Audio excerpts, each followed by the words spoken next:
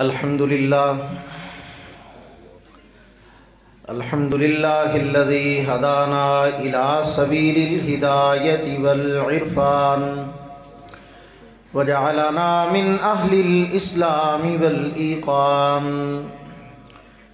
ونشهد أن لا إله إلا الله وحده لا شريك له شهادة بالقلب واللسان ونشهد أن سيدنا وسندنا وحبيبنا وإمامنا ومرشدنا ومخدومنا وشفيعنا وكريمنا وأفضلنا وأكملنا وأجملنا وحبيبنا وحبيب ربنا وطبيبنا وطبيب قلوبنا ومولانا محمدا عبده ورسوله الذي عرفنا ما يدخلنا الجنان وعلى آله وأصحابه أكمل أهل الإيمان وسلم تسليما كثيرا أما بعد فأعوذ بالله من الشيطان الرجيم بسم الله الرحمن الرحيم وإذا سمعوا ما أنزل إلى الرسول ترى أعينهم تفيض من الدمع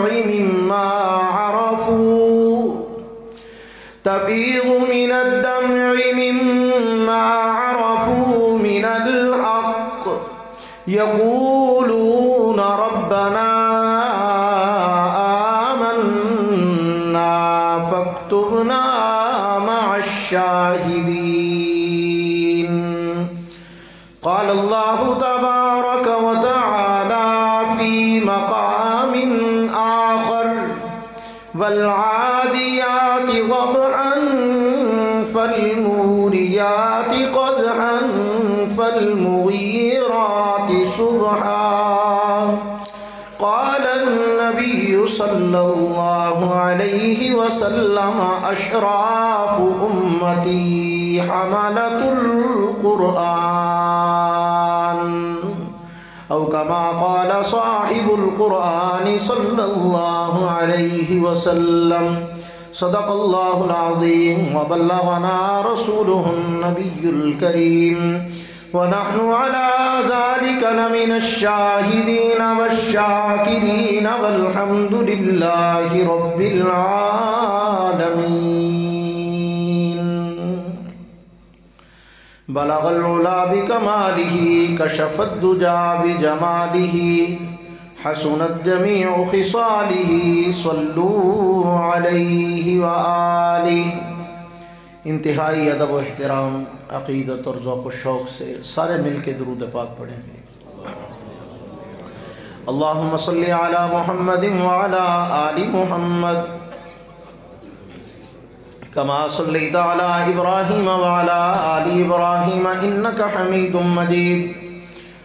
اللہم بارک علی محمد وعلی آل محمد کما بارکت علی ابراہیم وعلی آل ابراہیم انک حمید مجید.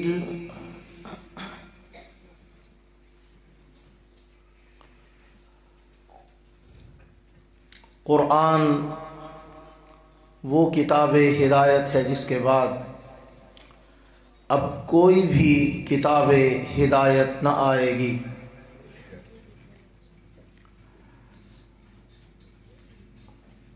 بدلا ہے زمانہ لاکھ مگر قرآن نہ بدلا جائے گا. قول محمد قول خدا فرمان نہ بدلا جائے گا. دنیا میں بدلتے رہتے ہیں وزراء بھی، شاہ بھی، لیڈر بھی، پر پاک محمد عربی کا فیضان نہ بدلا جائے گا. انتہائی واجب الاحترام قابل عزت تکریم علماء کرام، معززین علاقہ، بزرگان محترم، عزیزان گرامی قدر، گرد و نواح، قرب و جوار سے تشریف لانے والے غیور مسلمان دوستو، عزیز ساتھیوں اور بھائیوں، اپنے انتہائی محبوب و محترم جناب مولانا راشد قاسمی صاحب زیدہ شرفہم اور برادر عزیز محترم جناب بھائی محمد کامران صاحب، اور خاص طور پر آپ کے اس علاقہ کلہ کی عظیم دینی درسگاہ کے روح رواں، فخر العلماء، مخدوم العلماء، عالم بعمل حضرت مولانا مفتی محمد اجمل صاحب زیدہ شرفہم اور ان کے پرخلوص رفقائے کرام کی محبت بھری دعوت پر آج کے اس بابرکت پروگرام میں حاضری کی سعادت نصیب ہو رہی ہے۔ صاحبان علم و دانش اور بزرگان دین، اللہ کے ولی اور اللہ کے محبوب بندوں کی آپ زیارت بھی کر چکے، بیان بھی سن چکے۔ میں گناہگار یوں سمجھو حاضری لگوانے آیا ہوں، اور اس نیت کے ساتھ کہ اتنی خوبصورت محفل اور ایسا بابرکت پروگرام جس میں قرآن والوں کی عزت افزائی کی جا رہی ہے، تو اس میں شرکت کی برکت سے اللہ ہم سب کی عزت افزائی فرمائیں گے۔ کہو انشاءاللہ، اونچی آواز سے کہہ دو۔ میری عادت ہے کہ میں پہلے پوچھ لیا کرتا ہوں کہ عنوان کیا ہے اور گفتگو کس حوالے سے کرنی، تو مولانا راشد صاحب بھی میرے رابطے میں تھے اور انہوں نے ارشاد فرمایا کہ مدرسے کا پروگرام ہے اور عنوان ہے تاثیر قرآن اور اہمیت مدارس عربیہ۔ تو جو ہی انہوں نے مجھے یہ کہا کہ تاثیر قرآن، تو میرے ذہن میں اللہ کے قرآن کے 7ویں پارے کی پہلی آیت اسی وقت سے فکس ہو گئی۔ سبحان اللہ، ماشاءاللہ۔ خلاق عالم نے قرآن کی تاثیر کا جیتا جاگتا منظر ریکارڈ پر پیش کیا ہے۔ فرمایا وَإِذَا سَمِعُوا مَا أُنزِلَ إِلَى الرَّسُولِ، جو چیز اللہ نے اپنے رسول پہ نازل کی ہے، جسے قرآن کہا جاتا ہے،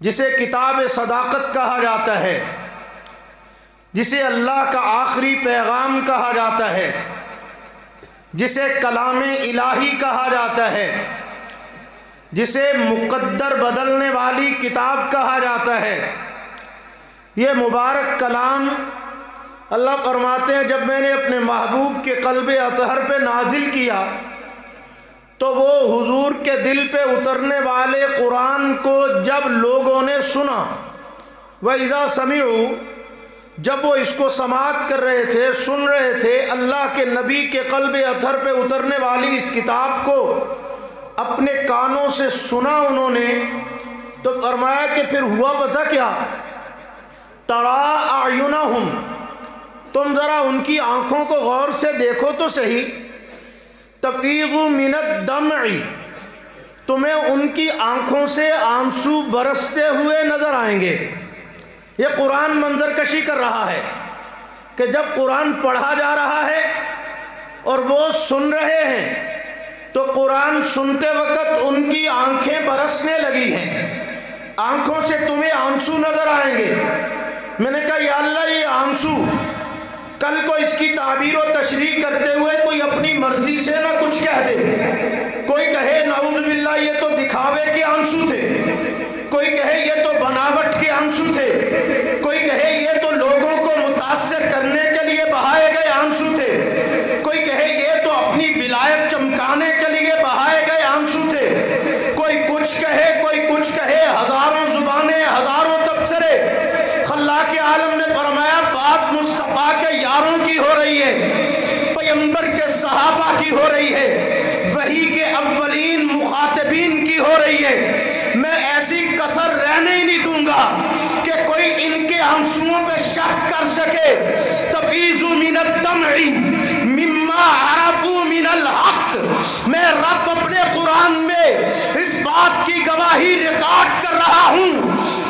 کی آنکھوں سے بہنے والے آنسو یہ صداقت کے آنسو ہیں، حقیقت پسندی کے آنسو ہیں، قرآن کی تاثیر کے گواہ آنسو ہیں۔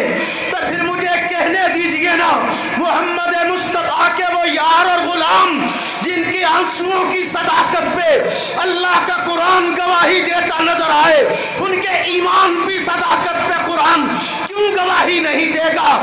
رسول اللہ کے تعلق کی رفاقت اور ان کی معیت کے اوپر گواہی قرآن کیوں نہیں دے گا؟ یہی وجہ ہے کہ صحابہ کے آنسوؤں کا گواہ قرآن، صحابہ کی مسکراہٹوں کا گواہ قرآن، صحابہ کے ایمان کا گواہ قرآن، صحابہ کے رسول اللہ سے وفا کا گواہ قرآن، پیغمبر سے عشق اور محبت کا گواہ قرآن، رسول اللہ سے تعلق کا گواہ قرآن، اسلام کے لیے جانثاری اور وفاداری کا گواہ قرآن۔ میں نے کہا اللہ آخر وجہ کیا ہے؟ اور میں اس لیے کہ انہوں نے قرآن سے وفا کی ہے، قرآن نے محمد کے صحابہ سے وفا کی ہے۔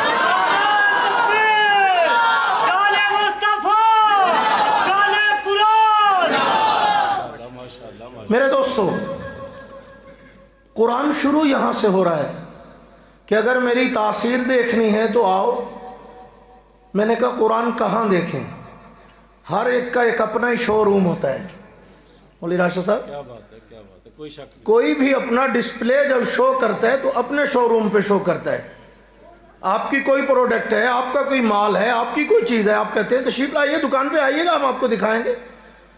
آپ آئیے گا ہمارے گودام میں، ہم آپ کو دکھائیں گے۔ گاڑیوں کے شو روم پہ آئیے گا، جو نئے ماڈل کی ہے وہ آپ کو دکھائیں گے۔ میں نے کہا اللہ یہ سارے پوچھنے آئے ہیں قرآن کی تاثیر کتنی ہے؟ اللہ نے فرمایا صحابہ کی آنکھوں میں دیکھو، ہم آپ کو دکھائیں گے۔ قرآن کی تاثیر کا شو روم، قرآن کی تاثیر کا آئینہ میرے پیغمبر کے صحابہ کی آنکھیں۔ اب مزے کی بات کہوں، یہاں آپ بعض اوق بندے لگ رہے ہیں کام تسی بعض اوقاں کو نہیں کر دے پے، ویسے تسلی لکھا ہے لگ رہے ہیں، شاید تسی بھی غصے چ آئی جاؤ۔ ایڈے تسی امام ابو حنیفہ ہے تو نہیں۔ ویسے امام صاحب رحمۃ اللہ علیہ کے بارے میں آتا ہے، بازار سے گزرے تھے، دو عورتیں آپس میں گپ شپ کر رہی ہیں، تو ایک نے کہا تینوں پتہ ہے مولوی ساری رات مصلے تے گزار دے۔ امام صاحب فرماتے ہیں اس دن کے بعد شرم کی وجہ سے نہیں سو سکا کہ لوگوں کا میری وجہ سے یہ خیال ہے میرے بارے میں کہ اس بندے کی ساری رات مصلے پہ گزرتی ہے، تو کیوں نہ آج کے بعد ساری رات مصلے پہ ہی گزار دی جائے۔ تو میں بھی تاڑے بارے چ اس نے جاننا کہ تسی بعض اوق لگ دے ہو تو بعض اوق بن کے بھی بخاؤ نا جی، یہ میں کہہ ہی دیتا تھے۔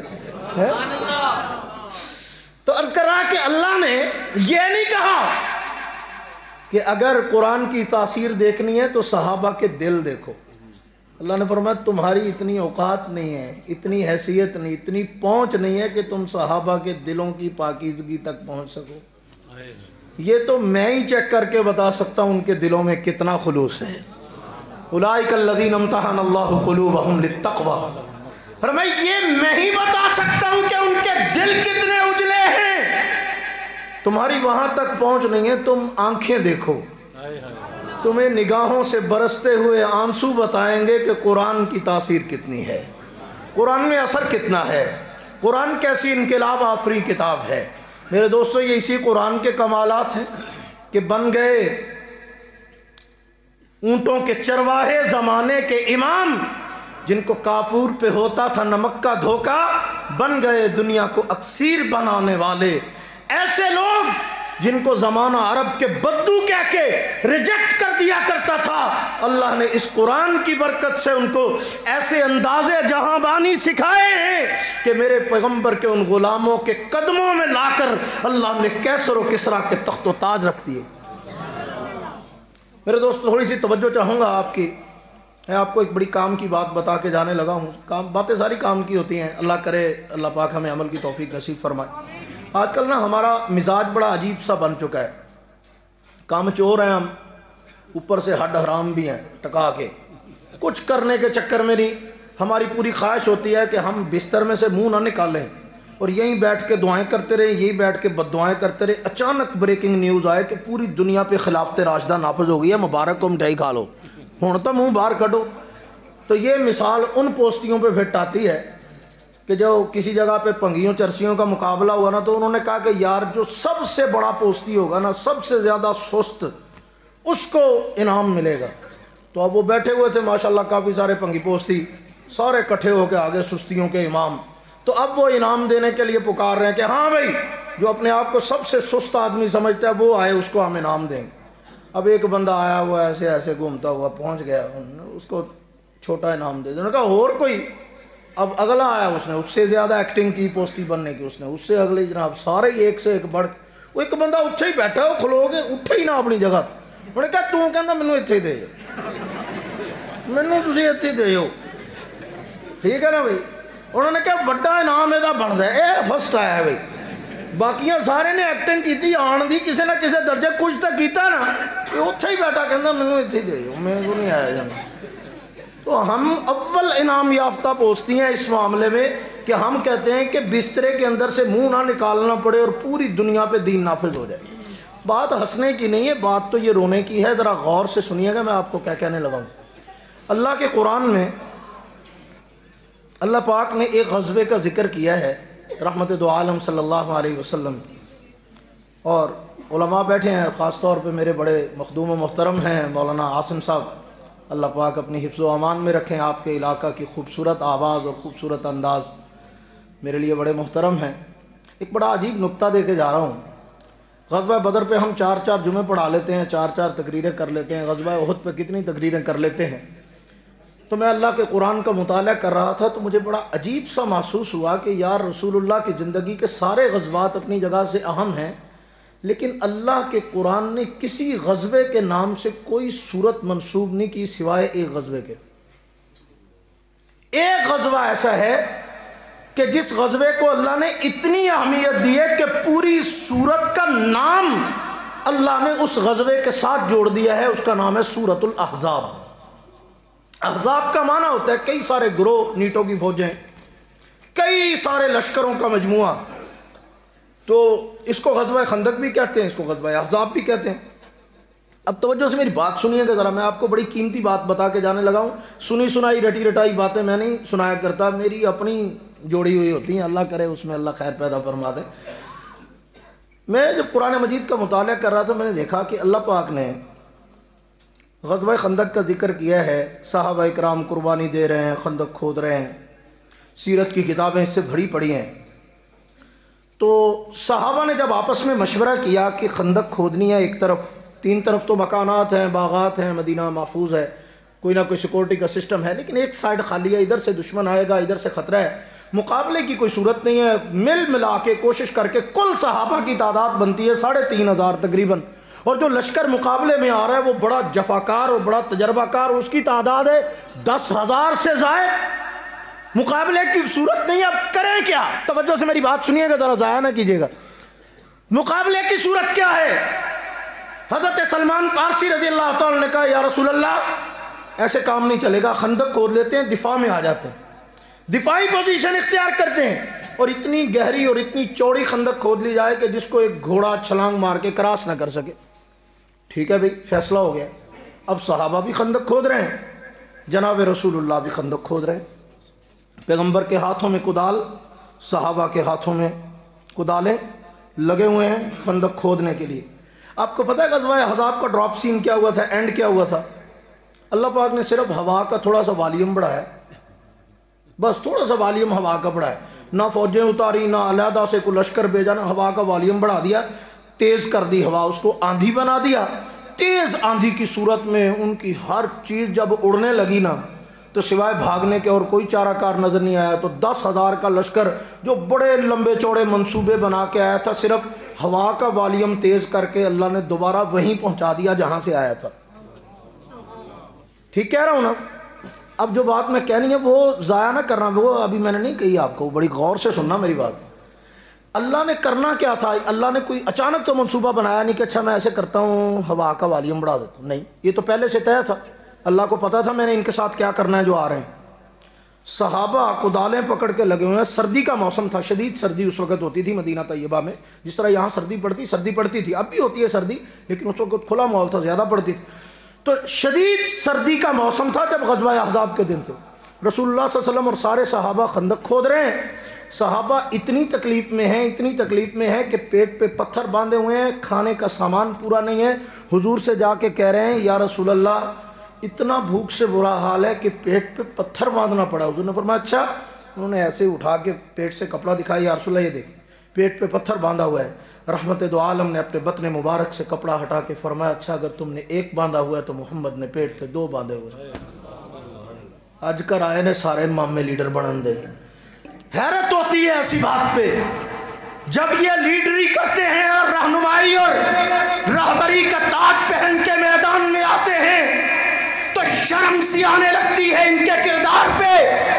قوم کو شہادت کے فضائل سنانے والوں کے بچے امریکہ کی یونیورسٹیوں میں تعلیم حاصل کرنے کو اپنا مستقبل اور کامیابی سمجھتے ہیں.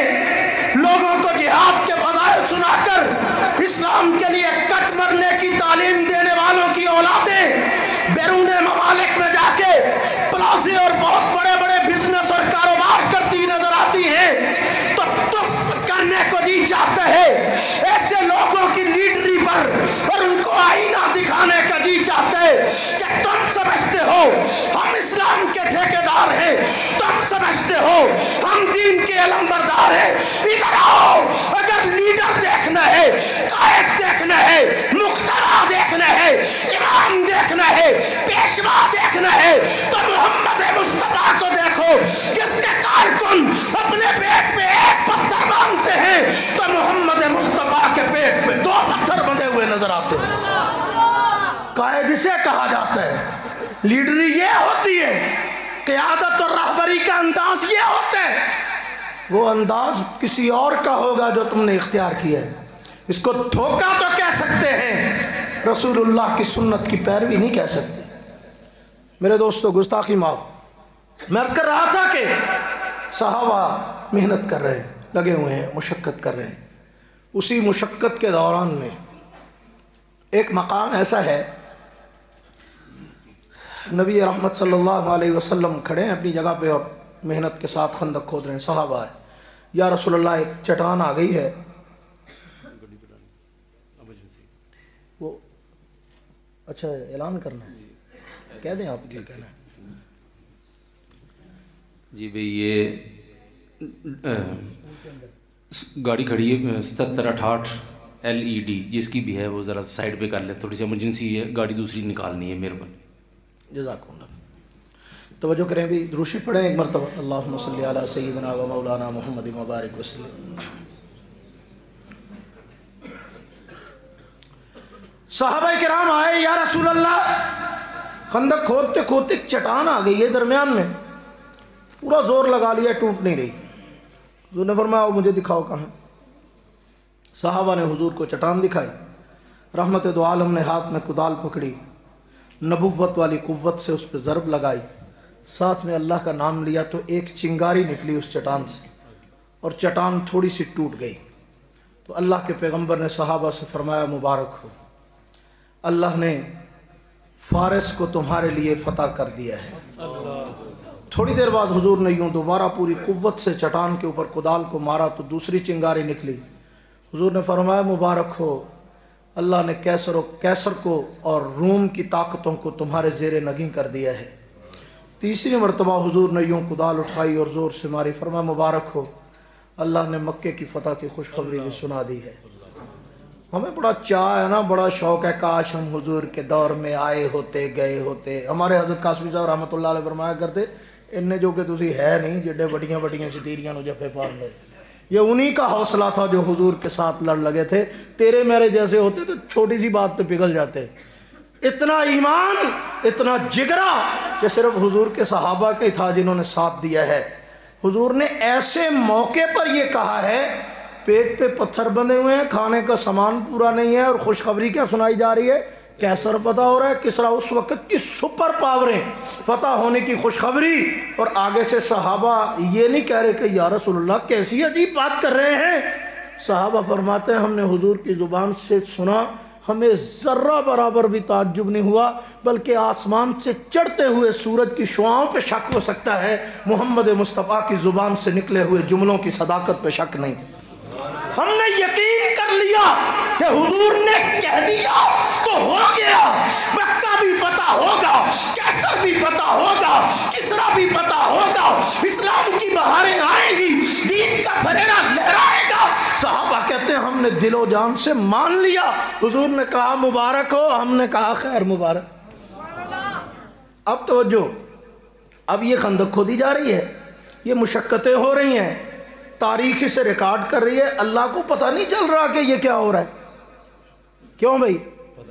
سارا کچھ پتہ چل رہا ہے۔ تو چاہیے تو یہ تھا کہ ادھر وہ کدالیں لے کے آئے خندق کھودنے، ادھر فوراً جبریل امین علیہ السلام کو بھیجا جاتا کہ جبریل میرے حضور کو کہہ دیجئے کہ آپ کیوں پریشان ہو رہے ہیں، کس بات کی مشقت کر رہے ہیں، خیر تو ہے، کون سی خندق، کون سی مشقتیں، کون سا دفاع، گھر جا کے سو سکون نال۔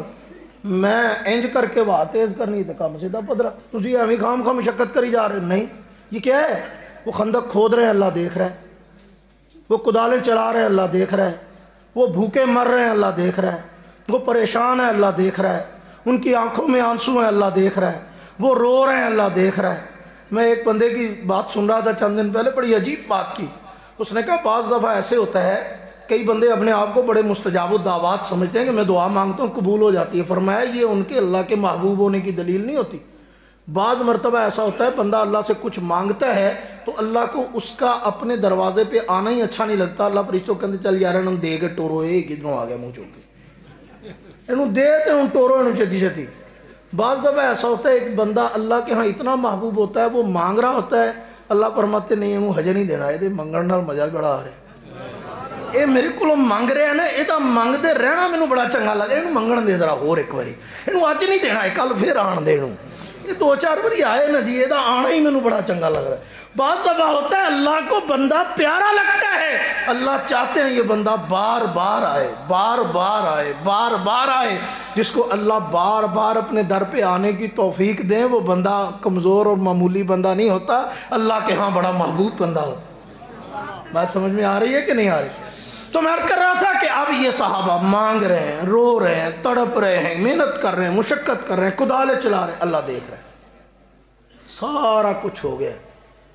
اب اللہ رب العزت نے جب فتح دینی تھی، ہوا کو تیز کیا، ان کو بگا دیا۔ لو جی اتنے سارے مولوی بیٹھے ہیں اور آپ بھی پڑھے لکھے ہیں، ایمانداری سے میں پورے چیلنج سے کہتا ہوں، سیرت کی ساری کتابوں میں، احادیث کی کتابوں میں ایک جملہ ڈھونڈ کے لا کے دکھا دیجئے کہ کسی صحابی نے فتح کے بعد حضور کو کہا ہو کہ یا رسول اللہ اللہ نے کہو ایسا ڈنل کیتی کی یہ تسی یہ ایو کرنا سی تے پہلا دس دن دے، اتنی مشقت قد لکھ رہی ہے بھی، اللہ سے کہو یہ ہم سے اتنی مشقت کیوں کروائی؟ کسی ایک صحابی نے ایک ادنا سا جملہ بھی ایسا کہا ہو؟ نہیں، کیوں بھلا؟ ان کو پتا تھا اللہ نے ہماری وفائیں تو دیکھنی ہے پھر ہی تو مدد آتی ہے، اللہ نے ہماری قربانیاں دیکھنی ہے پھر ہی تو مدد آنی ہے، اللہ نے ہمارا جذبہ ہی تو دیکھنا پھر ہی تو مدد آنی ہے۔ یہی وجہ ہے کہ میدان میں اللہ نے جب ان کی وفائیں دیکھی، میں اس کو اپنے انداز میں کہا کرتا ہوں کہ یہ تھا ہوم ورک۔ کیا تھا؟ Home work. جس طرح استاد شاگرد سے کچھ کام اسکول میں کروا لیتا ہے، مدرسے میں کروا لیتا ہے، باقی ہوم ورک دیتا ہے کہ یہ گھر سے تو نے کر کے لانا ہے، وہ گھر سے ہی کر کے آنا ہوتا ہے، وہ تمہارے ذمے ہے، وہ گھر میں جا کے کرنا ہے۔ تو اللہ نے صحابہ کے ذمے جو ہوم ورک لگایا نا، فرمایا یہ والا تو نے کرنا ہے، باقی کا کام چھوڑ دو مجھ پہ، میں جانوں پھر یہ جانے۔ پھر ہوم ورک صحابہ نے کیا اور نتیجہ آپ نے دیکھ لیا کہ اللہ کی مدد بھی آئی، نصرت بھی آئی۔ اب آج کے اس دور میں نے یہ اتنی کہانیاں آپ کو ایسے ہی نہیں سنا دی، ویسے ہی سبحان اللہ سننے کے لیے۔ اللہ کے نبی نے ان مایوسی کے حالات میں جب بظاہر کچھ نظر نہیں آ رہا تھا تو اپنی صداقت والی زبان سے کہا تھا کیسر کی فتح، کسرا کی فتح، مکے کی فتح، صحابہ نے مان لیا۔ آج کے اس دور میں جب مولوی کے مستقبل میں بظاہر کوئی کامیابی کے چانس نہیں، مولوی کو کوئی سکسیسفل لائف والا بندہ شمار نہیں کرتا، کوئی کامیاب لوگوں کی فہرست میں نہیں لکھتا، مولوی نو بندہ ہی سمجھ لینا دی بڑی مہربانی ہے۔ وہ مشہور ہے نا جی کہ دو بندے جناب موٹر سائیکل سے بیٹھے ہوئے، پیچھے ایک مولوی بہا لیا انہوں نے، پولیس والے روک لیا کہ نہیں کامران صاحب روک لیا، انہوں نے کہا ڈبل سواری، انہوں نے کہا نہیں جی سنگل سواری، انہوں نے کہا دو بندے، کہنا نہیں جی بندہ ایک کوئی ہے پیچھے مولوی، بندہ تو ایک ہی ہے تو نال مولوی پایا ہے، مولوی کو بندہ ہوں بنا ہے؟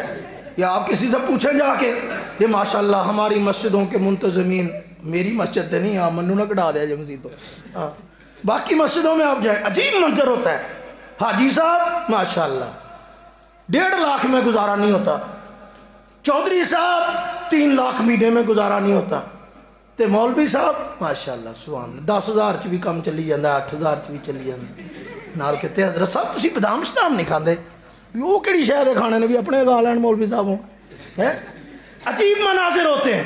وہ پھر مولوی پھر جب بدلہ لینے پہ آتے ہیں بڑے خطرناک ہیں آج کل کے مولوی، تو وہ کسی نے جا کے کہا نا کہ مولوی جی دعا کرو اللہ میرے پتر نو چنگا روزگار عطا فرمائے، انہیں چکتے ہاتھ انہیں کہا یا اللہ ان سب جتنے منتظمین اور جتنے مقتدی بیٹھے ہیں ان کے بیٹوں کو اتنا روزگار عطا فرما جتنی ہماری تنخواہ ہے۔ وہ سارے منہ ایک دوجے کے نا آمین آکھو نا اچھی آواز نال، ہوں کوئی نہیں آخر اچھی آواز نال آمین، ویسے کہتے ہیں مولوی ٹھیک ہے بھائی سارا کچھ کری جا رہا ہے۔ اب بظاہر اس میں کوئی کامیابی، کوئی لمبا چوڑا، کوئی انقلابی فارمولہ نظر نہیں آتا کہ مولوی بنائیں گے تو کیا ہوگا، لیکن میں آپ کو بتا رہا ہوں کہ نبوت کی زبان قرآن والے کو کامیاب کہہ کے گئی ہے، اللہ کے نبی کی زبان نے قرآن والے کو کامیاب قرار دیا ہے۔ تو ایک ہے آپ کا اپنا تجربہ، ایک ہے مصطفیٰ کی زبان، ایک ہے آپ کا اپنا مشاہدہ، ایک ہے رسول اللہ کی زبان سے نکلے ہوئے جملے۔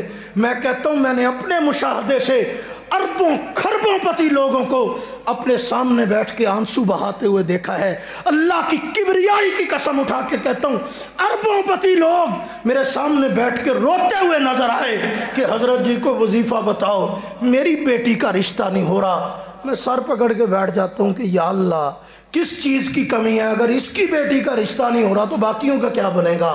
یہ وظیفہ پوچھنے کے لیے آیا بیٹھا ہے، میری بیٹی کا رشتہ نہیں ہو رہا، تیرے اربوں کھربوں فیکٹریاں زمینیں جائیدادیں بزنس مال دولت گاڑیاں پروٹوکول کس کام کے ہے کہ بلا کر تو نے اپنے اللہ کے سامنے ایک نہ ایک دن ہاتھ کھڑے کر دیے نا۔ رب نے بتا دیا کہ نہیں، پیسے سے سب کچھ نہیں، پیسے سے سکون نہیں ہوتا۔ چند دن پہلے ایک بڑا مالدار قسم کا آدمی مجھے ملا اور مجھے اس نے میں نے پوچھا، میں نے کہا کیا حال حوال ہے، کہتا بس اللہ کا شکر۔ میں نے کہا بس اللہ پاک آپ کو محتاجی سے بچائے، ایمان کی سلامتی والی زندگی نصیب فرمائے۔ فوراً کہنے لگا مولوی صاحب اس سے بڑی محتاجی کیا ہے، دنیا کی ہر نعمت اللہ نے دے رکھی ہے، دیکھ سکتے ہیں استعمال نہیں کر سکتے، دیکھ سکتے ہیں یوز نہیں کر سکتے، استعمال نہیں کر سکتے، اور اس سے بڑھ کے محتاجی کیا ہوگی۔ تو میرے دوستو اللہ رب العزت کے قرآن والوں کو اللہ کے نبی کامیاب کہہ کے گئے ہیں، صرف کامیاب نہیں بلکہ فرمایا اشراف امتی۔ ویسے تو ہم اس کا اپنی زبان میں ترجمہ یہی کرتے تھے امت کے بہترین لوگ، امت کے شرفاء، امت کے عظمت والے لوگ، لیکن ہمارے استاد مکرم حضرت مولانا زاہد الراشدی صاحب دامت برکاتہم فرمایا کرتے ہیں اشراف امتی کا معنی ہے امت کے وی آئی پی لوگ۔ کیا مطلب ہے؟ امت کے وی آئی پی لوگ۔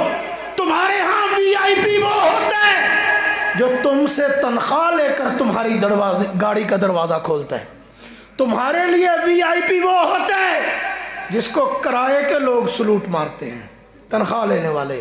تمہارے ہاں وی آئی پی وہ ہوتا ہے جس کے آگے پیچھے وہ ہوتے ہیں جن کو ڈھیر سارے کام ہوتے ہیں، لیکن اللہ کے نبی کی نظر میں وی آئی پی وہ ہوتا ہے جو گھر سے قدم باہر بعد میں نکالتا ہے، اللہ کے نوری فرشتے اس کے قدموں کے نیچے پر پہلے بچھا دیتے ہیں۔ یہ کرائے کا پروٹوکول نہیں ہے، یہ اللہ کا دیا ہوا پروٹوکول ہے جو قرآن والے کو اللہ نصیب فرماتے ہیں۔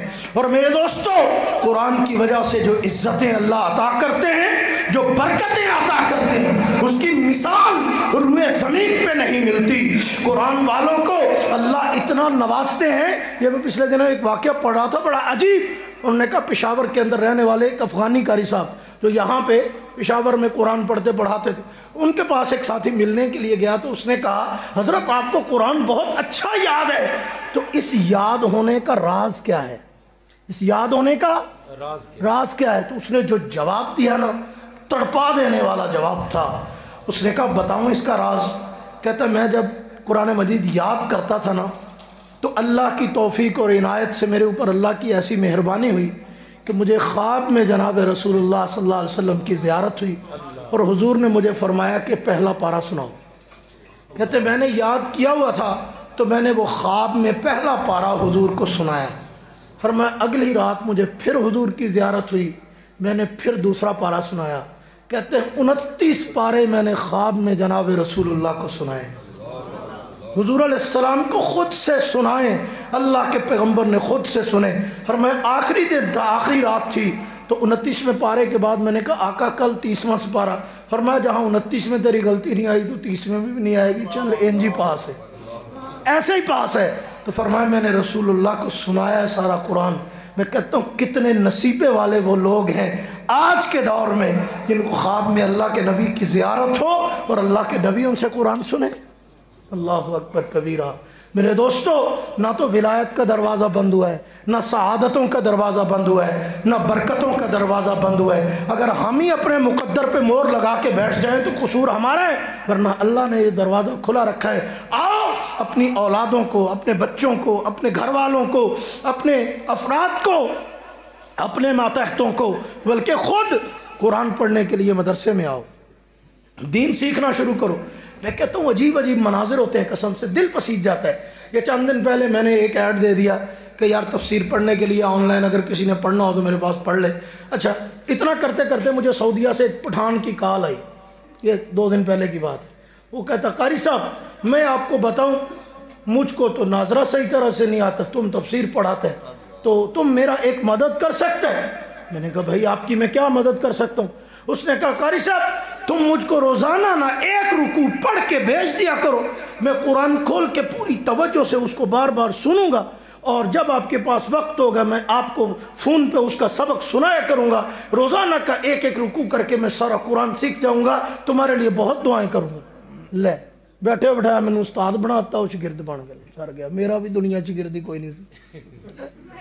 میں سوچ رہا ہوں کہ قرآن کی محبت کہاں, وہ پیسہ کمانے کے لیے گیا ہوا ہے, پردیش میں رہتا ہے, لیکن وہ کہتا ہے مجھے اپنا اللہ کا قرآن سیکھنا ہے, مجھے سکھا دو. یہ قدردانی کی بات ہوتی ہے. اگر آپ کے دل میں قدر ہے تو آپ اس قرآن کو اہمیت دیں گے, اور اگر قدر نہیں ہے تو وہ پڑا ہوگا الماری میں, اس پہ گھٹا پڑے گا, مٹی پڑے گی, غبار پڑے گا, پھر تھوڑے دن بعد آپ ماشاءاللہ اس کی قدردانی کا مظاہرہ کریں گے. اپنے بیٹے کو بلائے, او پتر اڑے آ, ہاں جی وہ یارو قرآن پاک پہ دیکھ ہوتا کنی مٹی پئی ہو, اچھا ہم چاڑ, اچھا چاڑتا, دیکھ ہم صاف کرتا, ہن انہوں مسیتے رکھیا. استغفر اللہ, انا للہ و انا الیہ. بے شرمی کی بھی کوئی انتہا ہوتی ہے یار. سال بعد خیال آیا کہ قرآن پہ گرد و غبار پڑا ہوا, اس کو جھاڑ لے. تو یہ نہیں کہا کہ جھاڑ کے لیا بیٹا اس کو پڑھتے ہیں, تو بھی پڑھ میں بھی پڑھوں, نہیں. کہتے ہیں یہ بے حرمتی ہون رہی, انہوں کھول دا کوئی نہیں, کارنوں چک کے مسیتے رکھے. وہ اللہ کے بندوں کس بات کا پھر شکوہ کرتے ہو, بے برکتی ہو گئی جی, نوست ہو گئی, کٹو پھر ساریاں گالاں خان صاحب نے, ٹھیک ہے. لیکن سارا قصور خان صاحب کا ہی ہے. جس نے اللہ کے قرآن سے رشتہ توڑا اس کا کوئی قصور نہیں. جس نے قرآن کو گھر میں رہتے ہوئے اس کے حقوق ادا نہیں کی اس کا کوئی قصور نہیں. جس نے پیغمبر کا کلمہ پڑھا اور اس کلمے کا حق ادا نہ کیا اس کا کوئی قصور نہیں. جس کے پاس اللہ کا رحمتوں والا پیغام آیا اور اس نے اس پیغام سے رحمت و برکت حاصل نہیں کی, کیا اس کا کوئی قصور نہیں؟ کبھی قرآن اٹھا کے پڑھیے, اللہ فرما رہا ہے شہر رمضان الذی انزل فیہ القرآن.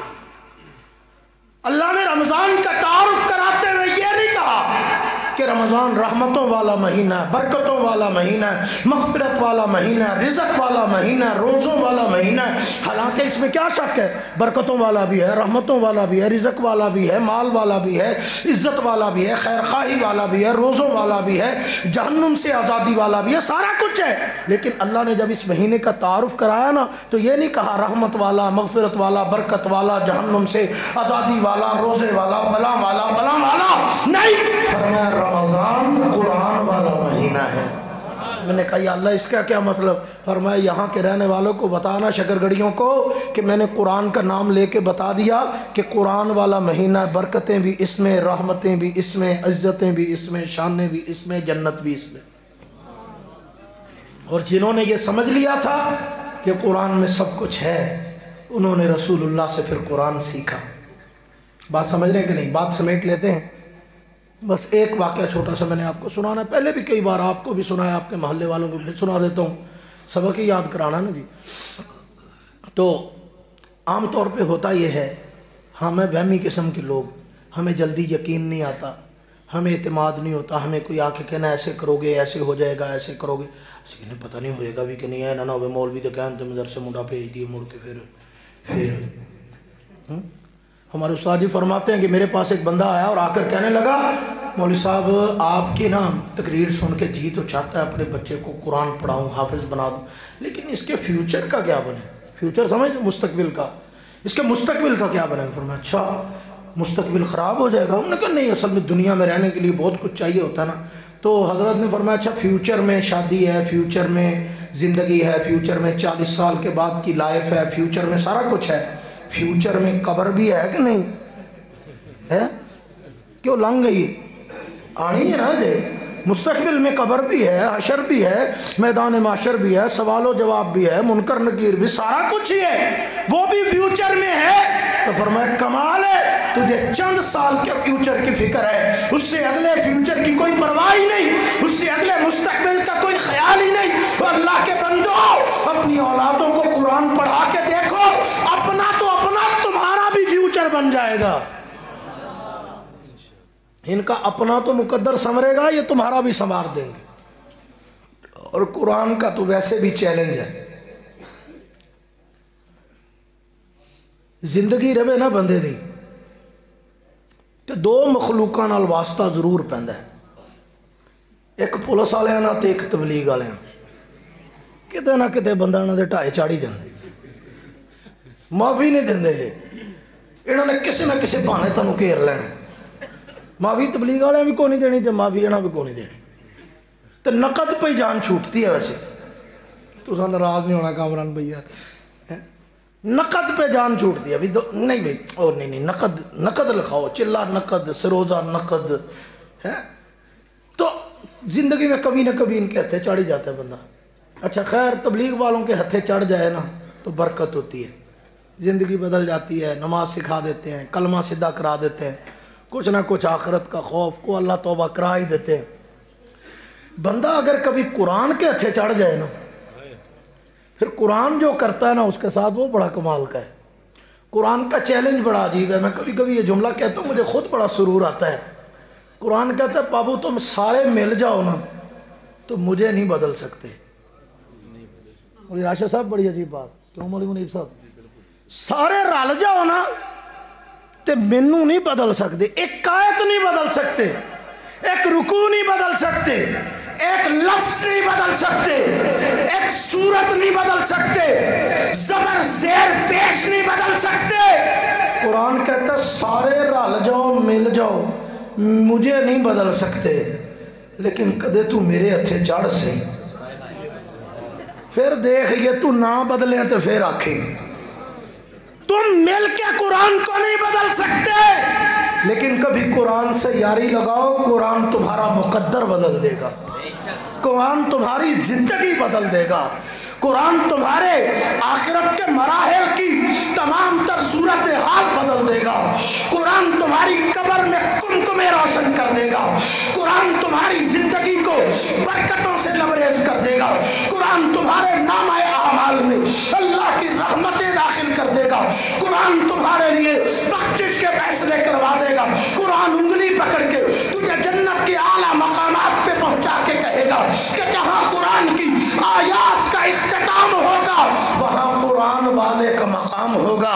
یہ قرآن والے کو عزت دے کر اللہ قرآن والے سے پوچھیں گے کہ دس بھئی جڑے تیرے ال ویکھ کے اکھاں کما کما کے کہندے لے مولوی گئے وہ صحیح کہندے سی کہ میرا محبوب صحیح کہندے سی، ہن پتہ لگے اب یقین آئے، وہ کہتے چلے مولوی کہتا پڑا ہوا سپارہ پڑا ہوا۔ اللہ قیامت کے دن کہیں گے اقرا وربک الاکرم، تو پڑھ میں تیری تکریم کرتا ہوں، اقرا وربک الاکرم، تو قرآن کی تلاوت کر میں تیری تکریم کرتا ہوں، میں تیری عزت کا اعلان کرتا ہوں۔ کتنا شان والا ہوگا وہ شخص جس کی عزت و تکریم خود اللہ فرما رہے ہوں گے، ٹھیک ہے نا بھائی؟ تو میرے دوستو آج یہ عہد کر کے جاؤ، یاری قرآن سے لگائیں گے، پکا وعدہ؟ ایک گارنٹی میں آپ کو دیتا ہوں اپنی ذمہ داری پہ. ہمارے استاد جی فرمایا کرتے ہیں کہ جس جگہ پہ قرآن کا ادارہ کھل جائے نا، پورے علاقے کے لیے اللہ اس کو رحمت کا ذریعہ بنا دیتے. ہر گھر میں اس کی وجہ سے رحمت ہو جاتی ہے پورے علاقے میں. اب میں کئی جگہ یہ واقعہ سناتا ہوں تو کبھی کبھی سوچتا ہوں کہ بندے وچوں آسرے ہونے نے کہ مولوی جی تسی کہندے ہو ایک مدرسہ ہوئے تے رحمتاں ہو جاندیاں. ساڈے محلے 'چ 15 مدرسے نے تے 15 واری دیہاڑی 'ਚ میری بیگم نال لڑائی ہوندی. میرے گھر تو کوئی رحمت تو نہیں ہون ڈیاں، سارے حالات خراب ہی نے. اتنے سارے مدرسے نے، اتنی ساریاں مسجداں نے. تو اس کی مثال ایک آپ کو دینے لگا ہوں تاکہ آپ کو بات سمجھ میں آ جائے. ایک گاؤں میں آئی نئی بجلی آ گئی. تو اب گاؤں والوں کو پتہ چلا بجلی آ گئی، تو چودھری صاحب نے بھی پتہ لگ گیا کہ بجلی آ گئی ہے. چودھری صاحب نے یہ کیا کہ انہوں نے کڈو گڈیاں شہر چلے گئے. وہ پتر کیڑی شہر بجلی نہ چلتی؟ انہوں نے کہا سر جی سارا کچھ ہی آج کل بجلی نہ چلتا. انہوں نے کہا رکھ دے گڈی 'چ، یہ اے سی بجلی سے چلتا ہے، فریج بجلی سے چلتی ہے، یہ پمپ بجلی سے چلتا ہے، پنکھا بجلی سے چلتا ہے، یہ فانوس بجلی سے چلتے ہیں، یہ بلب بجلی سے چلتے ہیں، یہ لائٹ بجلی سے. رکھ گڈی سارا کچھ چل. سیٹ صاحب بل ادا کیتا آ گئے. منڈا بلایا، انہوں نے کہا لا ساریاں شاواں لائٹ شیٹاں لا دے، فٹنگ کر دے سونی کر کے. اس نے جناب وائرنگ شیرنگ کر کے ہر چیز اوکے کر کے لٹکا دیا سارا کچھ. اب جناب جب سارا کچھ لگ گیا، استاد جی کو ادھر لے آئے، ادھر آ جاؤ. نہیں میں کھڑا ہو جاتا ہوں.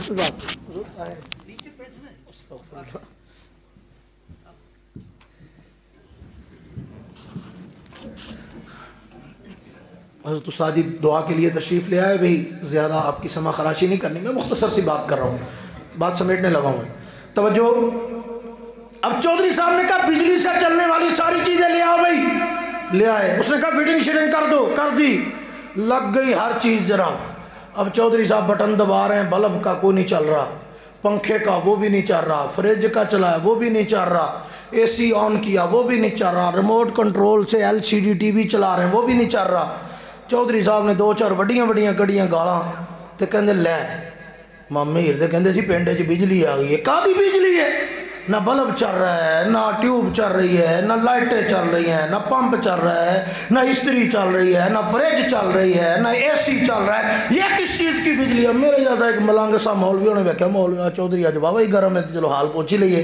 اس نے جا کے دیکھا، انہوں نے کہا نہیں چودھری صاحب بجلی تو واقعی آ گئی ہے پنڈ 'چ. انہوں نے کہا کتنے آ گئی ہے؟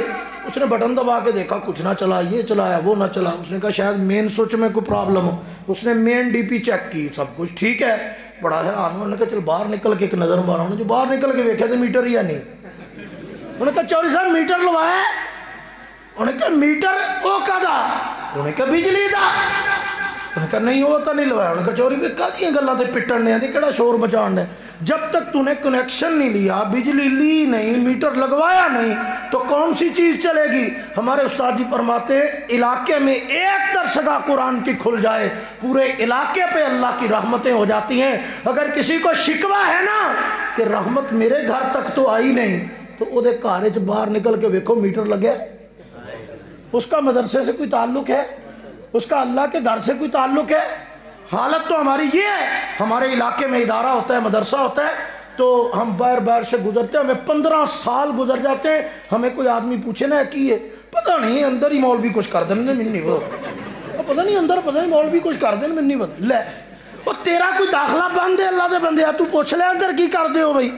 کمال ہے. 10 سال 15 سال ہو گئے اسی علاقے میں رہتے ہوئے، مولوی اندر کی کر دے. مولوی بم بنا دے، مولوی قرآن پڑھاتے ہیں، مولوی حدیث پڑھاتے ہیں، مولوی رسول اللہ کے دین کی تعلیمات سکھاتے ہیں، مولوی قال اللہ اور قال رسول سکھاتے ہیں، مولوی سون اٹھن دیاں دعاواں سکھاتے ہیں، کھان پین دا طریقہ دا ہور مولویاں کی دسنا ہے بھائی. عجیب بندے ہو. ہاں شکوہ کرتے ہیں مولوی جی آپ تقریر میں کہہ رہے تھے مدرسہ ہو تو اللہ کی رحمتیں پورے علاقے پہ ہوتی ہیں. میں بھی اسی علاقے میں رہتا ہوں. میں کہا بابو تیرا میٹر نہیں لگیا ہے، تو نے کبھی آ کے مدرسے سے تعاون کیا؟ تو نے اپنے بچے کو مدرسے میں بھیجا؟ تو نے کبھی قرآن کی تعلیم کے لیے اپنی بچی کو داخل کرایا؟ ہاں اگر تو اپنی اولاد میں سے کسی کو یہاں پہ داخل کروا دے نا، پھر تو شکوہ کرے تو بات سمجھ میں آتی ہے، لیکن انشاءاللہ پھر اللہ تجھے شکوہ کرنے کے قابل چھوڑیں گے نہیں، کیونکہ جس کے گھر یہ قرآن والا میٹر لگ جاتا ہے نا، جس کو اللہ قرآن سے جوڑ دیتے ہیں، اس کے گھر میں کیا اس کی نسلوں میں برکتیں آ جاتی ہیں۔ تو میرے دوستوں میں آپ کو یہی گزارش کروں گا، اتنے بڑے اولیاء اللہ اور بزرگان دین کی موجودگی میں بڑا ادنا سا طالب علم ہوں، میری التجا اور تمنا اور گزارش یہ ہے، خدا را رحمت و برکت کے ان سرچشموں سے اپنے آپ کو جوڑ لیجئے، سارے کائنات کی برکتیں اللہ آپ کے دامن میں ڈال لیں گے۔